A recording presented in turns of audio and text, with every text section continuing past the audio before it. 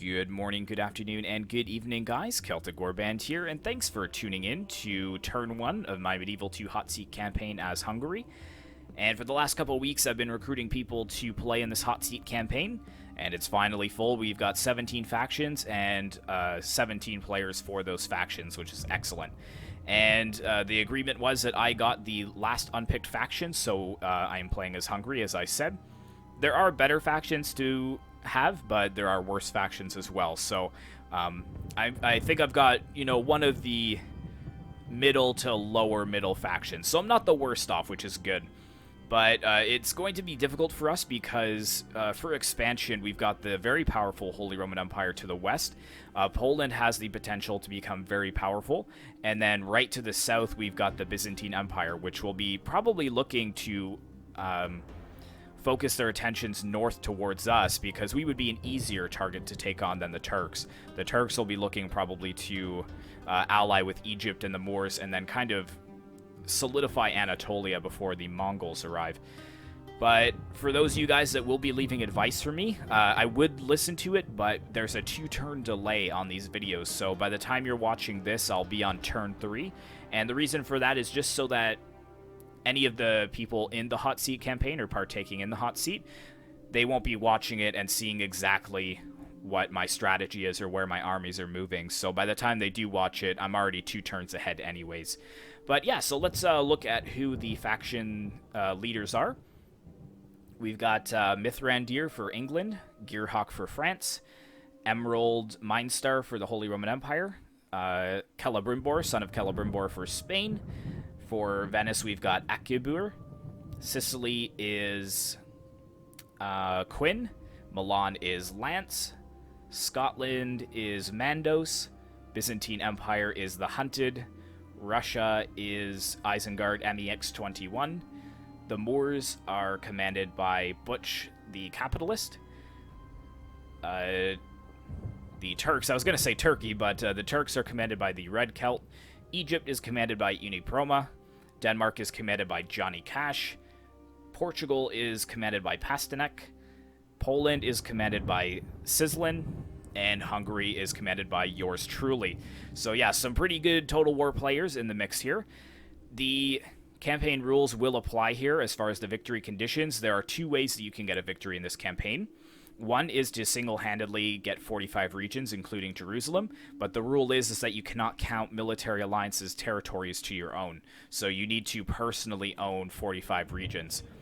And the second way is to have an alliance of 2 that can win. However, all human factions need to be eliminated. So obviously that does not count the Papal States, the Timurids, the Mongols, and the Rebels. But all the other human players must be eliminated for 2 people to secure victory. And we're going to put the difficulty and battle difficulty on very hard. And we're managing all cities. We'll show the CPU moves, but that really won't matter. Disabling console, so this makes sure that nobody can use the console for cheating. And we had a vote, and all the battles are going to be auto-resolved, which does take a little bit of the fun away from it. However, we all know that the AI is pretty garbage, so we voted in favor of the auto-resolve because the auto-resolve gives the AI a little bit more of a chance. So you're going to have to really build decent-sized armies that overwhelm the opponent in the balance of power for you to actually expand. And then the use of passwords, of course, as well. So without further ado, let's get it started. Alright guys, so here we are with turn 1 of Hungary in the Medieval II Hotseat Campaign. And I do have to say I'm kind of nervous. I haven't played Medieval II in a long time, and there are some good players in this hot seat, so we'll try to last as long as possible, but here we are. Here is our faction. So, it's a little zoomed in there. So, not much in the whole grand scheme of things as far as the whole world goes. We definitely have a lot that we need to do. So, we got a couple of armies here. We have a cardinal army here and an army here. Okay, so first let's do... What do I want to do? Let's jack up these taxes because we can afford it. And then our income's pretty good here, but I think some land... Oh, no, you know what? I'm going to do some spies first. Because the spies will... They're going to help with population growth by 1%, and also 15% to buildings and entertainment. So that's going to help us with public order. And then after, we'll grab the land clearance, because I really need spies. And then let's grab a unit and a diplomat. I'm going to send this princess up to Poland. Traveling. And then with this army, let's take my lord.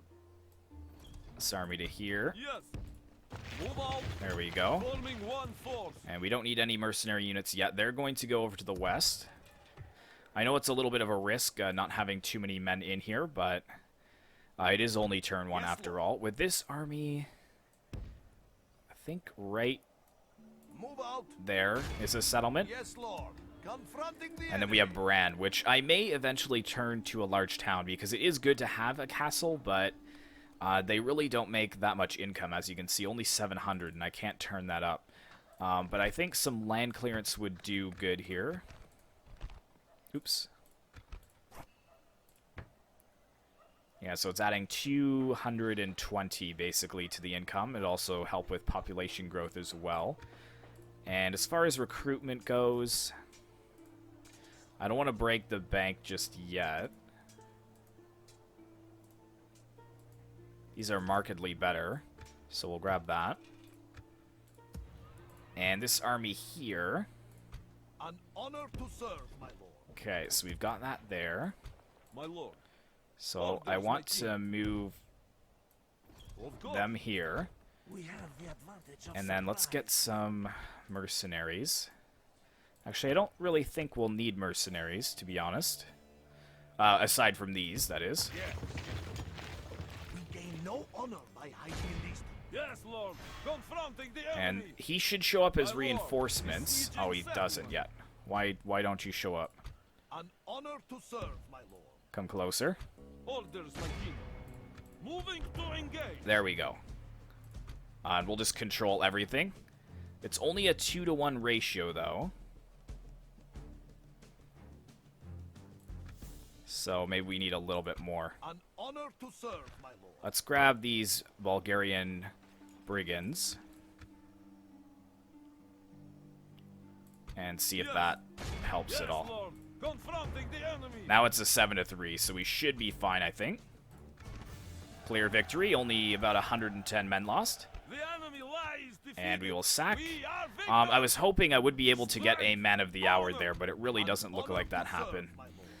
Which is fine. So, next target we're going to go for is I think there's a settlement right in around here.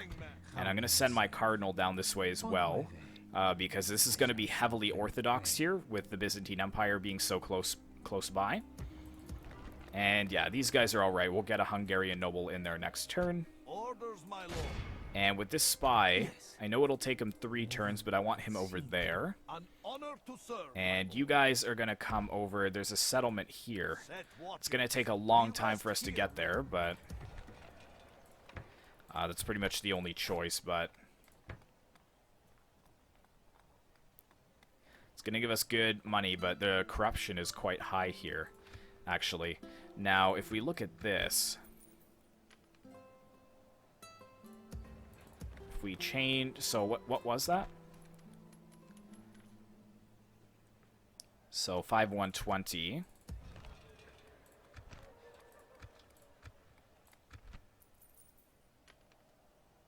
Three, 365.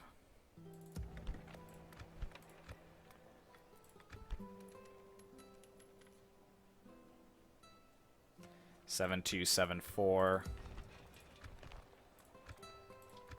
7335. So we're actually going to make a little bit more money there, and I think it's because we lowered the corruption here. Yeah, you can see that the corruption is gone, which is excellent. Any corruption over here? None.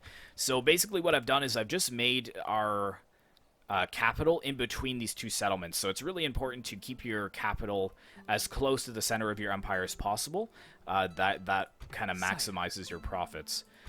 An honor, my lord. Good. So yeah, you're headed up here to Poland. An honor to serve. I'm leaving a lot of my territory kind of undefended, but kind of has to be done, unfortunately. An honor to serve, my lord. And these guys are just too expensive. I don't really want to keep them around for that length of time. My lord. You guys will obviously follow next turn, but you can't follow Orders, this my turn. king. And I think that's about all I can do here. So let's check. So we're not in amazing standings with the Pope right now. The only one who's less than us is the Holy Roman Empire. But everybody else kind of starts in a general area, which is no ill will. So neither ill will or goodwill towards us. Like, that's not the best, but when we get this diplomat, we're going to be sending him right away down to the Papal States to secure some better relations with him. So as far as the faction goes, so let's send some messages to people here.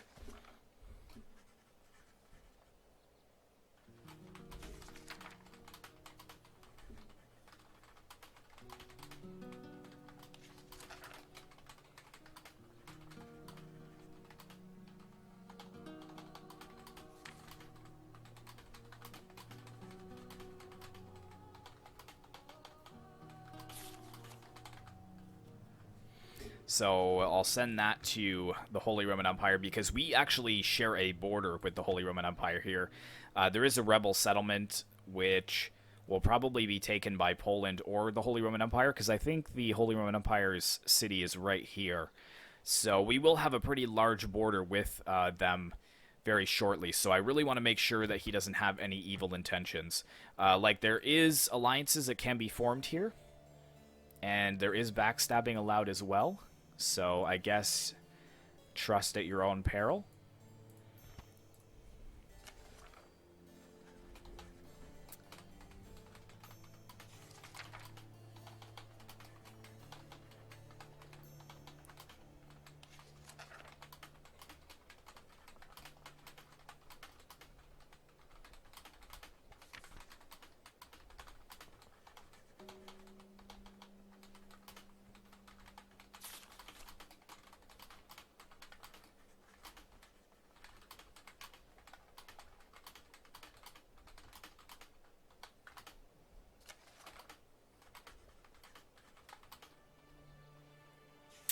Um,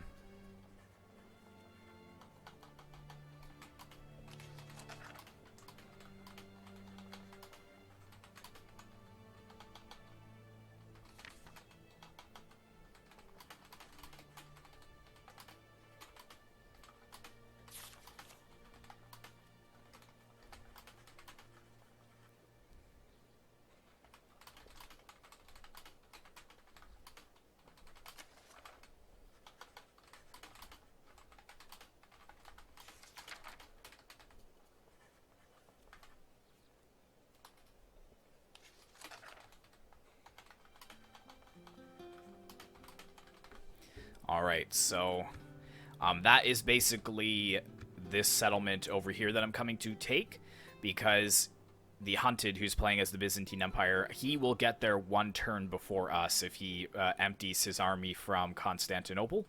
So, yeah, that's going to be a problem. Another army is over here, which I think can make it in 2 turns, but you'll see that we will need 3 turns to get there, which is fine. Once this spy is built, we're going to be sending him down over here, which will hopefully make it in 2 turns to open the gates for us.